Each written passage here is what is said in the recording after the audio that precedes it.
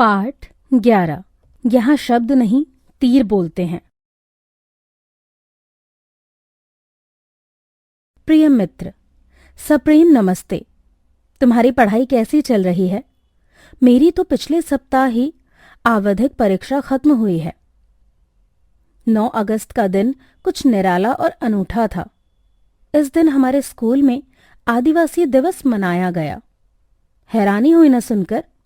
हमें भी हुई थी जब हमारी प्रधानाचार्य जी ने हमें इस दिवस के बारे में बताया। आज तक हम बाल दिवस, पर्यावरण दिवस, स्वास्थ्य दिवस आदि ही मनाते आए थे। पहली बार ऐसा कुछ नया करने जा रहे थे। उन्होंने बताया कि अपने देश को जानने के लिए उसमें रहने वाली विभिन्न जातियों, जनजातियों के लोगों, उनके इतिहास और उनकी परंपराओं को जानना आवश्यक है। हमारे विद्यालय में कुल 6 सदन हैं। प्रत्येक सदन को किसी एक जनजाति का चयन कर उसके बारे में जानकारी एकत्र करके प्रस्तुति देनी थी। मेरे सदन ने अंडमान द्वीप समूह के आदिवासियों पर एक प्रदर्शनी लगाने का निश्चय किया।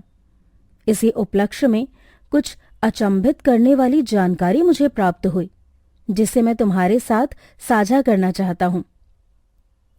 अंडमान निकोबार द्वीप समूह में कुछ विशिष्ट जनजातियां जैसे ओंगियारवा, उत्तरी सेंटिनली, अंडमानी, निकोबारी, शौपान प्राचीन पद्धतियों से ही आज भी जीवन यापन कर रही है।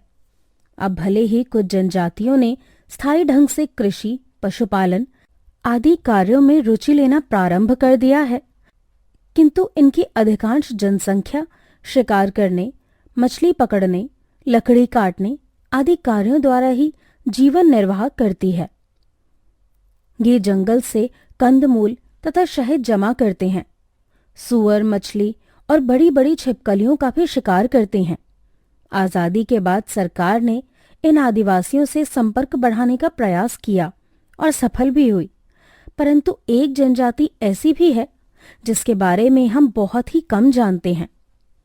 आज के युग में जब हम चांद पर बस्ती बसाने की बातें कर रहे हैं, मानव क्लोनिंग पर शोध कर रहे हैं, तब एक ऐसे आदिवासी समुदाय के बारे में कल्पना करना भी असंभव सा प्रतीत हो रहा है, जो आज भी बिना आग, कपड़ों और खेती के जी रहा है, जो ना तो अपने क्षेत्र से बाहर आना चाहता है और ना ही किसी बाहरी व्यक्ति को अंदर आने देता है।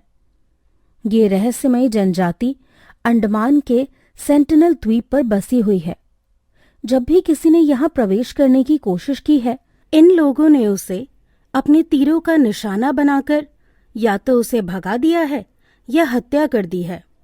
यहाँ तक कि 2004 में सुनामी के समय जब सरकार ने हेलीकॉप्टर के माध्यम से इनकी मदद करने की कोशिश की, तब इन्होंने तीर चलाकर हेलीकॉप्टर को ही भगा दिया।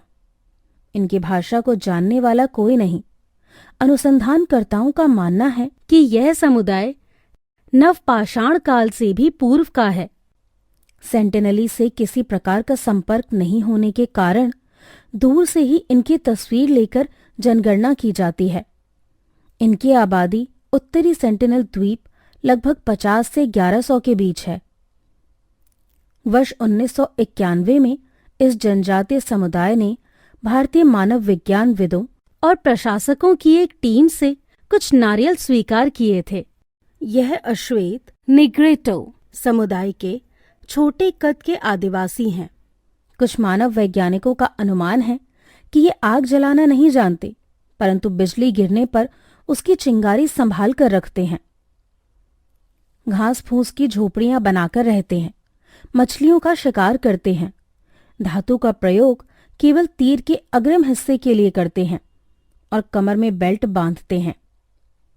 1956 में सरकार ने आदिवासी संरक्षण विनिमयन के तहत किसी भी बाहरी व्यक्ति के यहाँ प्रवेश करने पर प्रतिबंध लगा दिया है।